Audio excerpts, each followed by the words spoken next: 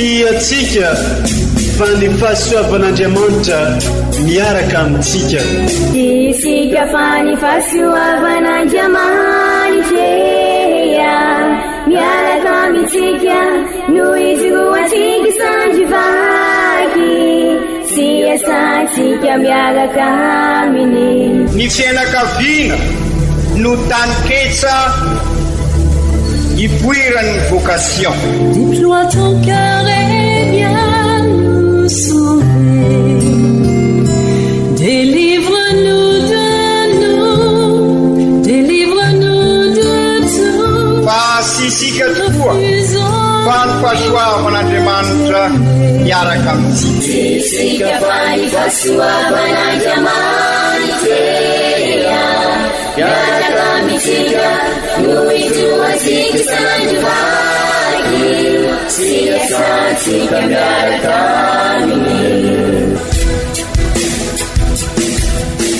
Fa olo raika atikoatrantsika ao aminy, fianakaviana iray ao aminy, tsy misy evitrevitra. Ny olo no mampizara indraindray, fa Andriamanitra i Jesoa lay mpiandrony tsara ran'olotra ny aina, olo raika.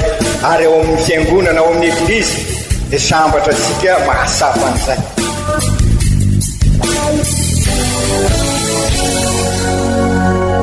Olo araiky atsika atambatry ny fanahy masina kamiray, olo araiky ao amin'ny Kristy. Fandaram-pampianarana iarana amin'ny son excellence Monseigneur Benjamin Marc Caramarson eto amin'ny radio Fania.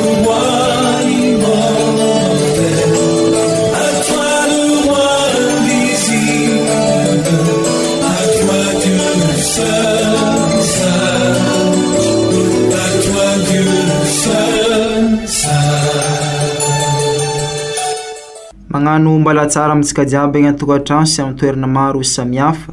izay mitandregny sy magnaraka ireo fandaharana maro samihafa amin'ny alalany ity onjam-peo radio Faniry ity. Mbola misaotra an'Andriamanitra atsika satria no tantaniny nandritra iny taona liturjika voan'ny valona iny ka tafiditra indray amin'izao taona liturjika vaovao izao. Miditra agnatin'ny vanim-potoana lehibe izay anoman'ny antsika ny Noël atsika amin'izao fotoana izao. Koa ny loha-hevitra omen'ny eglizy atsika amin'ity alady voalohany amin'ny avant ity dia hoe ho avy i Kristy amin'ny faharandro. Hoenontsika sy raisintsika ireo vaky teny masina omen'ny eglizy atsika amin'izao alady voalohany amin'ny fiavian'ny tompo izao. Sy ny fampianarana ray aman-drenitsika dia Monseigneur Archevêque Benjamin Marc Caramarson.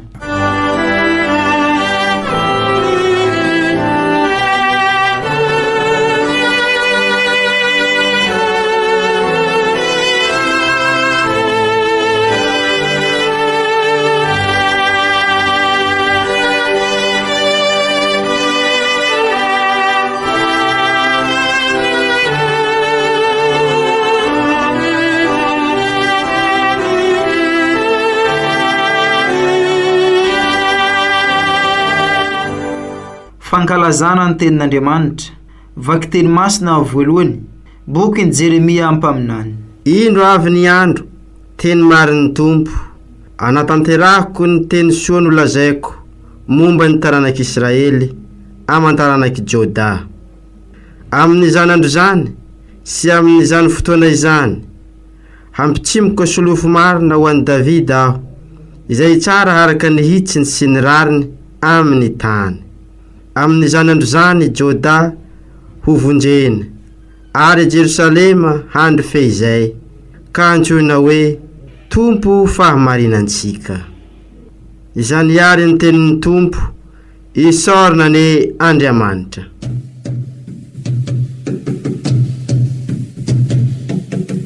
Takkan javel tumpe, takkan javel tumpa, takkan javel tumpe, takkan javel tumpa. Samia bunni senasika, samia bunni senasika, samia bunni senasika.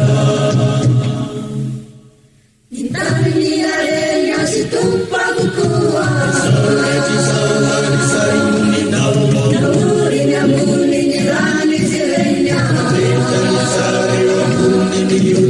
Suri beata te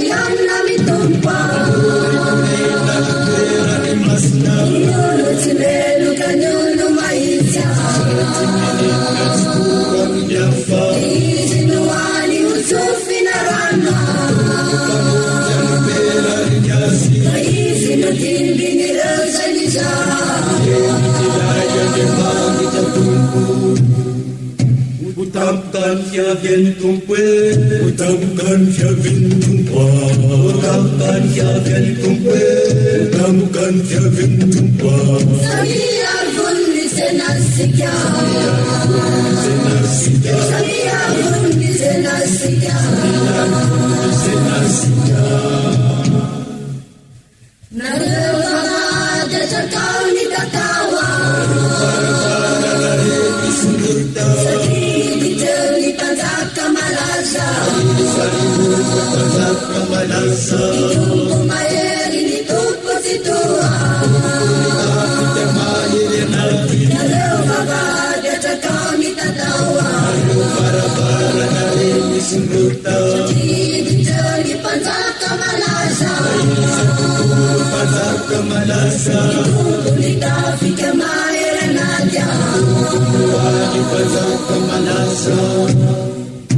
Utamkan fiavian tumpe, utamkan fiavian tumpa, utamkan fiavian tumpe, utamkan fiavian tumpa. Sabia vundi senasika, sabia vundi senasika. Vakiteny masina faharoa, taratasy voalohany masinda Paoly apôstôly ho an'ny kristianina tany Tesalonika. Ry kristianina avina, ny tompony ampitombo sy ampandrosanareo amin'ny fankatiavanareo sy amin'ny fitiavanareo ny olona rehetra, tahaka anay aminareo izao. Ankaherin'ny fonareo any izy ary hiaro azy tsy hanany siny amin'ny fahamasinina eo anatrehan'Andriamanitra raintsika ho amin'ny fahatongavan'i Jesosy Kristy tompontsika mba amin'ny olo-masiny rehetra. Amen. Farany, ry kristianina havana, izao no angatainay sy antanay aminareo ao amin'ny Jesosy tompo. Efa nianaranareo taminay izay fitondrantena mety ankasitan'Andriamanitra sady efa arahinareo koa. Ka mandrosoa mandrakariva amin'ny fandehana araka izany. Efa fantatrareo raha teo ny didiny menay anareo avy amin'ny Jesosy Kristy. Izany ary ny tenin'ny tompo, isaorana ny Andriamanitra. Alleluia, alleluia, tonga kenao ry tompo avy nipendena. Alleluia, alleluia, tonga kenao ry tompo avy. Alleluia, alleluia, tonga kenao ry tompo avy nipendena. Alleluia, alleluia, tonga kenao ry tompo avy nipendena. Ombatsika mianakavy aniny tompo, o tanteraka tokoa ne izany. Ny evanjely masina nosoratany masindalioka, voninahitra ny ho anao ry tompo. Tamin'izany andro zany, i Jesosy nilaza tamin'ny mpianany hoe isy famantarana iny masoandro sy ny volana ary ny kintana, ary eto an-tany dia ory sy very-hevitry ny firenena noho ny fikotrokotroky ny ranomasiny sy ny onjany. Hoankona foana ny olo noho ny fahatahorany sy ny fiandrasany izay loza anjoany zao tontolo zao. Fa iozongozona ny herin'ny lanitra, dia ho hita amin'izay ny zanak'olo avy agny ambonin'ny raona amin'ny pahefagna sy voninahitra lehibe. Raha vao miantomboko izany zavatra izany, dia miandriandra ka sandrato ny lohanareo, fa efa kaiky ny fagnavotana anareo. Tandremo ary fandroavesara ny fihinanandoatra sy ny fimamoagna ary ny fiahiagna zao fiainagna zao ny fonareo, ka tratra ny tonga tampoko aminareo izany andro izany. Fa ho sahala amin'ny fandriky avoan'ny olona rehetra mitoetra eto ambony tany izany. Koa miambenary ary mivava mandrakariva mba ho mendrika ho afaka amin'izany loza rehetra tsy maintsy tonga izany ianareo, ka hitsangana iseho eo agnatrehan'ny zanak'olo. Alleluia, alleluia, tonga avenao ry tompo avy mitendrena. Alleluia, alleluia, tonga avenao ry tompo avy mitendrena. Izany ary teniny tompo deraneo anao ry Kristy.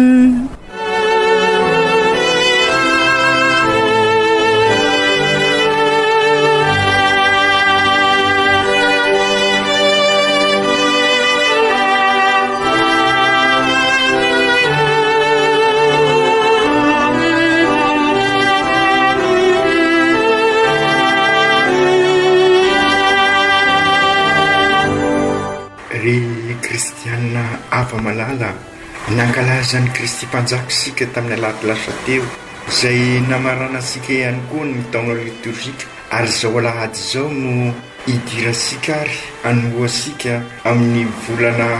vaovao, anomboasika ny volana desambra, volana amaranasika ny taona 2024 ty. Izao ihany koa no alahady voalohany avant sady idirasika zany amin'ny taona liturgika vaovao, taonany masindaliko ty taona ty, satria ny evanjely no banjintsika miara-dalana amintsika amin'ity taona dy ty. Masindaliko zay mampisongadina bebe koa ny mikasika ny famindrapon'Andriamanitra ary miresaka bebe koa any Masiny Maria. Mandritra nyty taona ty sika zany no andalina an'izany rehetra zany, ka ankafaliana ary ankaravona ho asika eo avezy avy no iarabanasika amin'izao taona vaovao liturgika izao, taona vaovao ho ansika tokoa, ka enganie ho ansika olo raika azy avy frately tuty miatrika an'izao synode ny diocèse zao, dia synode miara-dalana isika, synode fafito fijanonana fahatelo 3e session,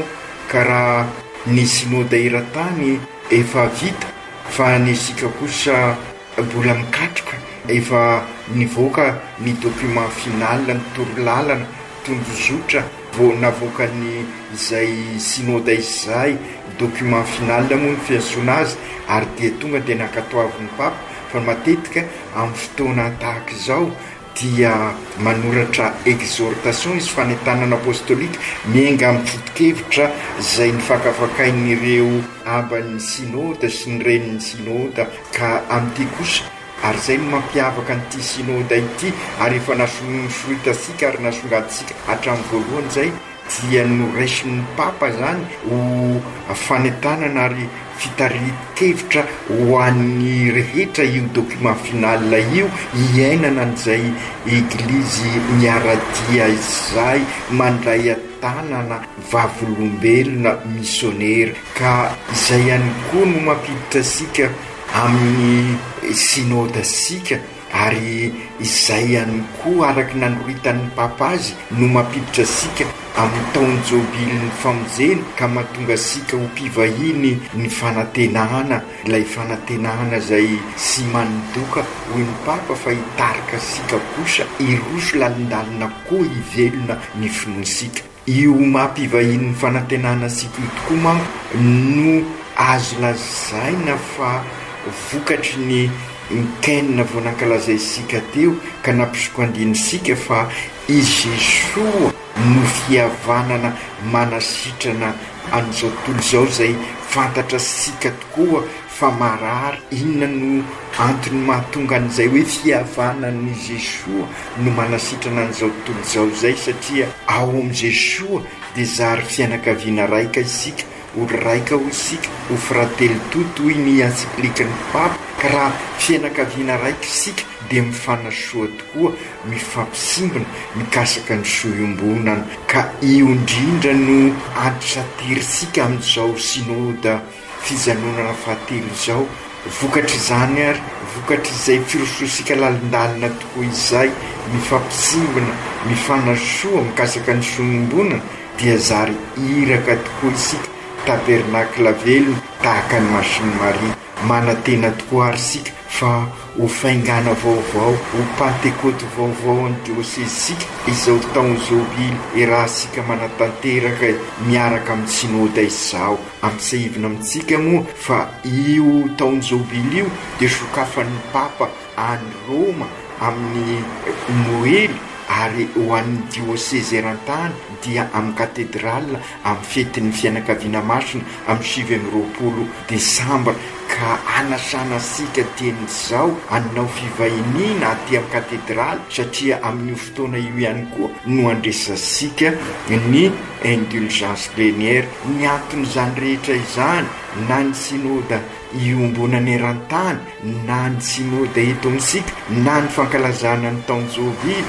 na ny firososika tamin'ny kenina teo dia ahatonga sika olon-dehibe amin'ny finoana ka sy mba finoana asalotra ety ivela na finoana enti-pahazarana fosiny finoansika fa finoana mivahatra tsara ka ahatonga sika ho fanasina sy fahazavana fandrindra amin'izao andro sarotra izao ka na dia mafy zany ny rivotra mety handrendrika sika dia aoka sy atory ny finoansika araka ny afatra ny papa raha tadidisika sara tamin'ireny fotoanan'ny coronavirus ireny sy Jesosy izy no matory fa ny finoansika ny matory ka foazysika ary zay no nataosika tamin'ny kenina iny mba sy atory sika fa iroso atrany ka ampandroso ny sambo-piainasika hivahatra amin'ny Kristy sika ka zary kristianina velona satria ny teny hoe kristianina araka ny averimberitsika matetika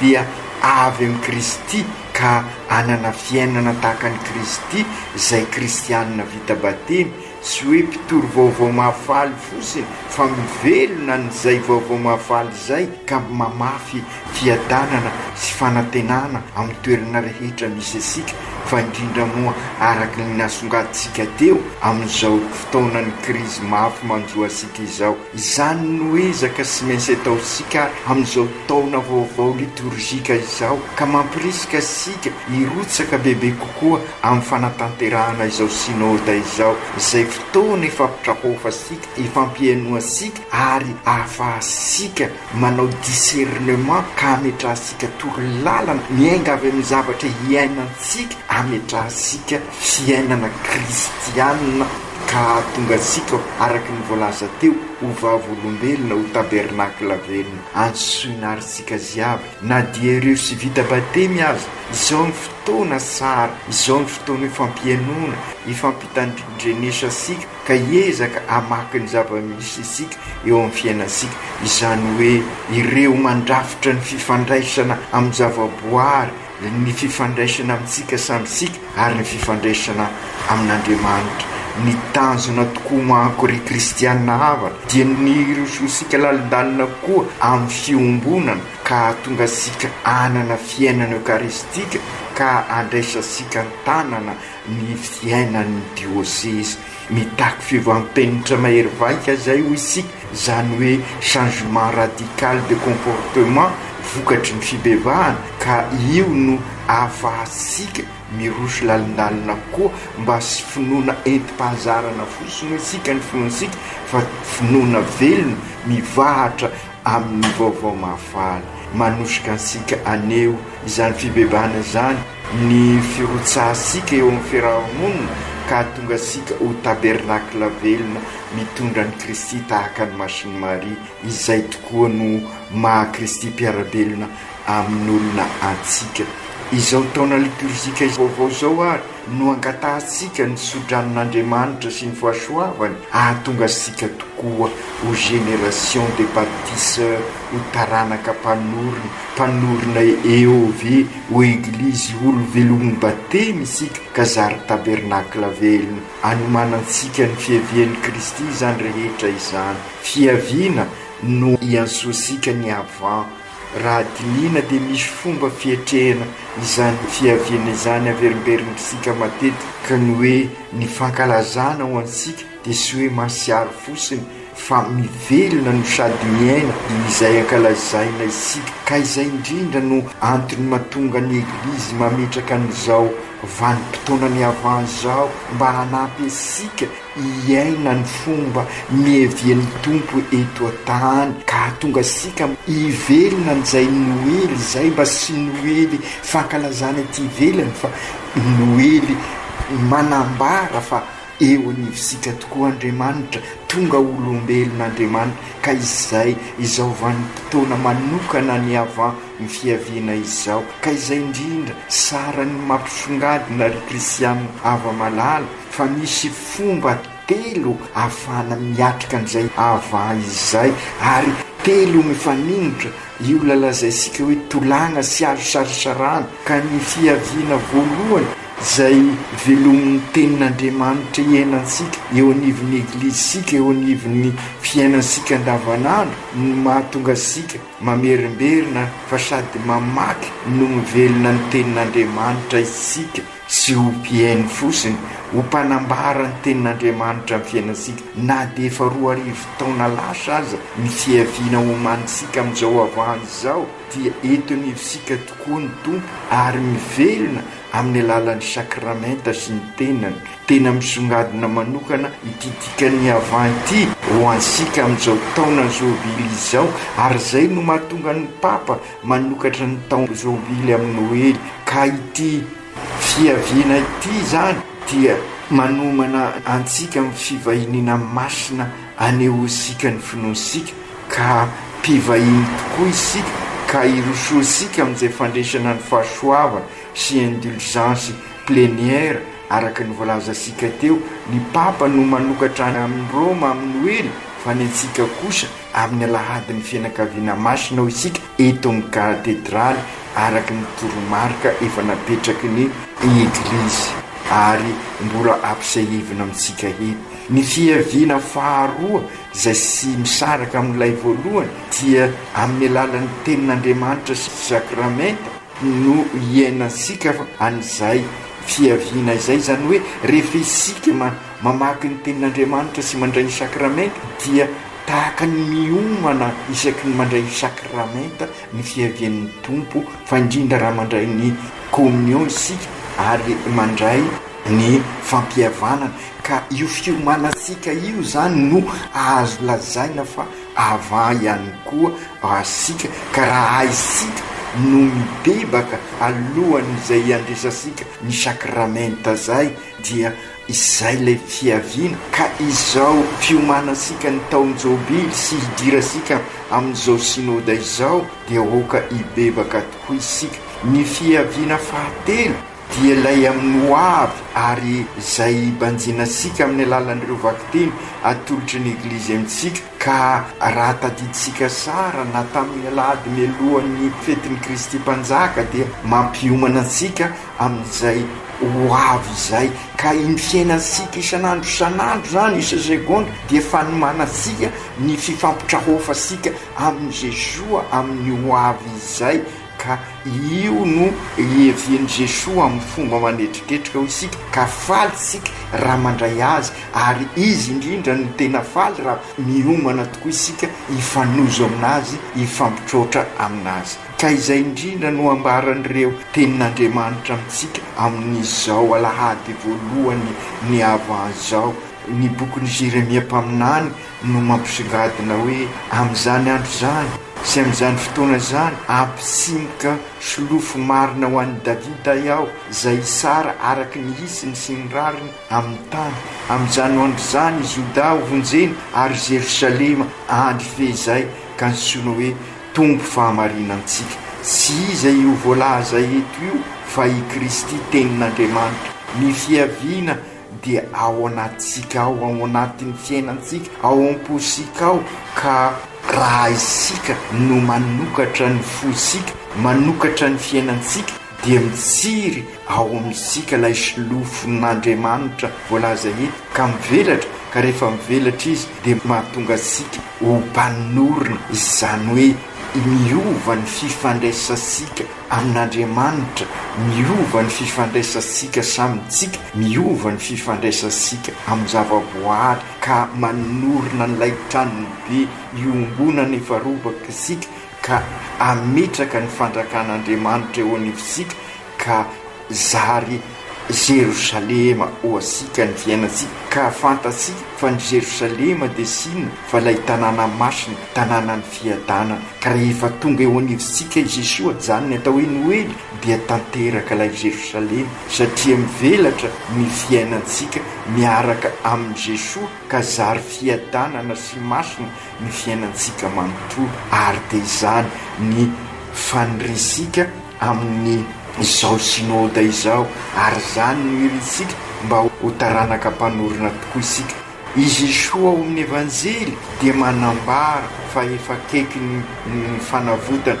satria rehefa mitsinga ao amintsika i Jesoa ka mivelatra izy dia tanteraka ao amintsika ireo fanavotana ho entin'i Jesoa izay sy hinona fa ilay fifandraisana vaovao araka ny voalazantsika teo ka ny mpifahavalo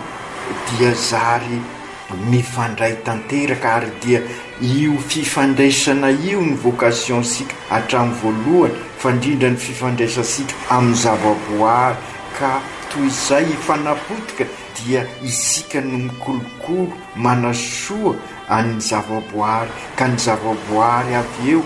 no manasoa antsika ihany koa. Arak'izany dia sy fanavotana araky ny fihevitra n'izao tontolo izao lay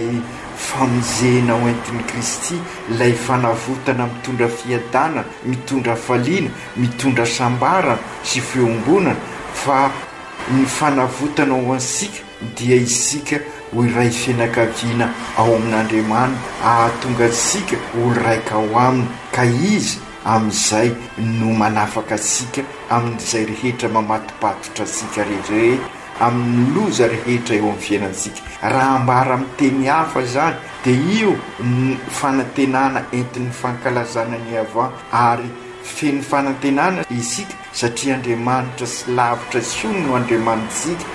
fa eo anivosika raha izy zany no ambaran'ny masindahy-Paoly amin'ny vakiteny faharoa ho an'ny Tesalonisianina ho indrindra izy ankahery ny fonarihoany izy ariaro azy sy anantsiny amin'ny fahamasinana eo anatrehan'Andriamanitra raha isika ho amin'ny fahatongavan'i Jesosy tompontsika mba han'olo masina rehetra ka izay indrindra amin'izao fiomanantsika amin'ny Noely ary indrindra fiomanantsika amin'ny jobily ny fanantenana izao toka izany tenin'ny masindahy-Paoly izany no ankahery asika ary anosika asika andresy izay rehetra mety misakasakana ny fahatongavan'ny tompo eo anivon'ny fiainantsika araky ny fantasika dia aoka hiady amin'ny rasysika tandremo isika so dia diso ady atrehana asika fa ny rasy no edina ny fahotana io ny vato-misakana fa sy sanatria ny olona ka izao fotoana izao tokoa ary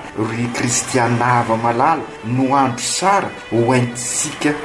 miady amin'ny rasy miady amin'ny fahotana izay tady hanapotika ny fiainantsika ary dia hitasika izy ankehitriny mitady hanapotika ny tontolo iainantsika mitady hanalavitra asika amin'Andriamanitra matetika isika sy miraharahany zavaboary manodidina asika ka aoka ary amin'izao fiainam-baovao hoentisika amin'ny fiomanana amin'ny Noely sady fiomanana amin'ny taona jobily hanao ezaka isika amin'izao avany izao hanarina ny tontolo iainana ka ho mpanorina ny tontolo iainana vaovao ka zary dioseze mainsy tokoa ny diosezesika ka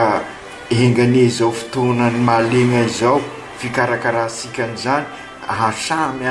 hiezaka asika isa tokantrano ny siraikiraiky amin'izay hanaovozasika ny tontolo iainasika izay ka hanorina ny tranombe iombonana isika ka sady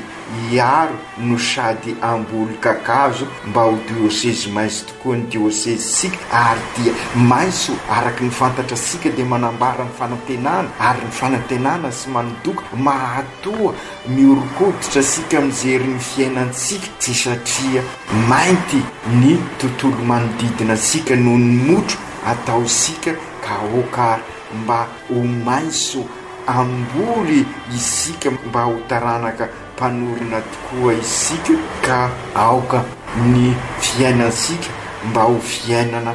mamboly an'izay diosezi maiso zay. Za dia miangavy asika manokana isam-pianakaviana amin'ity taona ity mba samy amboly manga arak'izay azo atao, satria mampalahelo ny mahita ny manga atao azo maty ankehitriny. Eo koa ny fahotansika manapotika ny tontolo-piainasika ka sy mainsy edivasika araky ny averiko eto aoka hiady amin'ny rasy isika fa sy hiady amin'olo, ka izay indrindra aoka hiady amin'ny fahotana manapotika ny tontolo-piainatsika, ny fiarahamonitsika, dia sin'io fa nilainga ny fitapitaka misy fahaizana mampanjaka ny rariny sy nisiny ka ho edivasika ireo amin'izao avany izao, ka mba hahafahasika manorona fiarahamonina ahitasika fivelarana tokoa. Ary dia izay no antrateriny ny afatry ny justice ep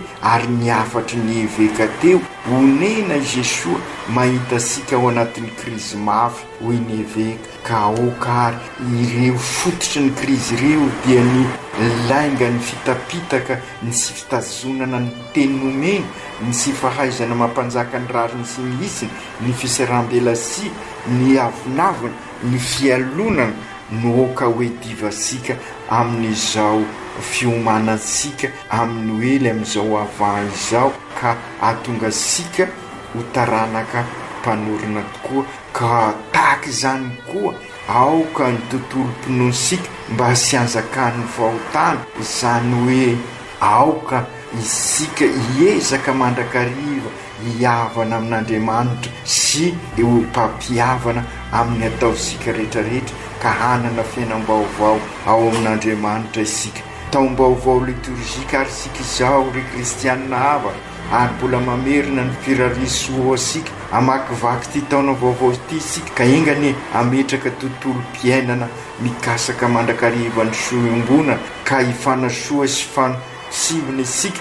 satria piray tompo tokoa. Ary dia izay niezaka hifampidiniansika amin'izao sinôda izao. Efa eto amin'izao tontolo izao ianao ary ry Kristy, ary fantatray izany eo anivon'ny eglizy ianao ny banjininay sy resinay amin'ny alalan'ny teninao sy ny sakramento, ka ampio ary izahay ampanjaka ny marina andresiny rasy, ka mba ho taranaka mpanorona tokoa, mpanorona eglizy tranon'Andriamanitra ary ho eglizy olona velona izahay eo anivon'ny fiainanay andavanandro, eo anivon'ny fiarahamonina. Miara-miatrika izao sinôda izao zahay ka mitodika aminao, ary zay ny fanahy masina anoron'ny marina midinika rehetra ataonay, fantatrao ny fahalemenay, ka azavela ioropaka ny fanakorotanana eto aminay. Aoka izahay andresy izay mety hitarika anay amin'ny lalan-drasy sy ny fisototokoana. Aoka hiombona ao aminao zahay, ka hiara-mizotra makany amin'ny fiainana, ahitana ny fivelarana ny maha-olona manontolo sy ny olon-drehetra. Masiny Maria reno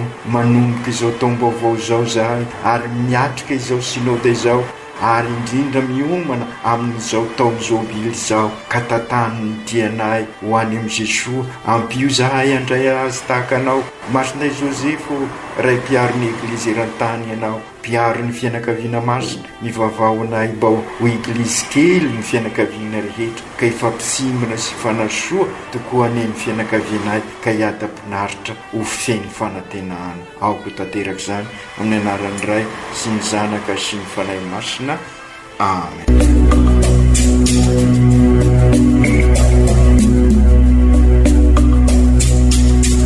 Tsy atsika fa ny fahasoavan'Andriamanitra miaraka amintsika. Isika fa ny fahasoavan'Andriamanitra miaraka amintsika, noho izy roantsika sandrivaky, sy asantsika miaraka aminy. Ny fianakaviana no taniketsa ipoiran'ny vocation. Déploie ton cœur et viens nous sauver. Délivre-nous de nous, délivre-nous de tout. Fa sisika tokoa fa ny fahasoavan'andriamanitra miaraka amintsika fa ny fahasoavan'andriamanitra miaraka amintsika no ijoatsika isanandrovaky siasatsika miaraka aminy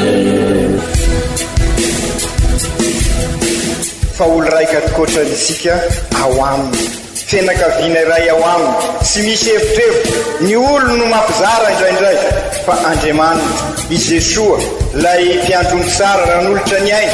olo raika ary ao amin'ny fiangonana ao amin'ny eglizy dia sambatra antsika mahasafan'izay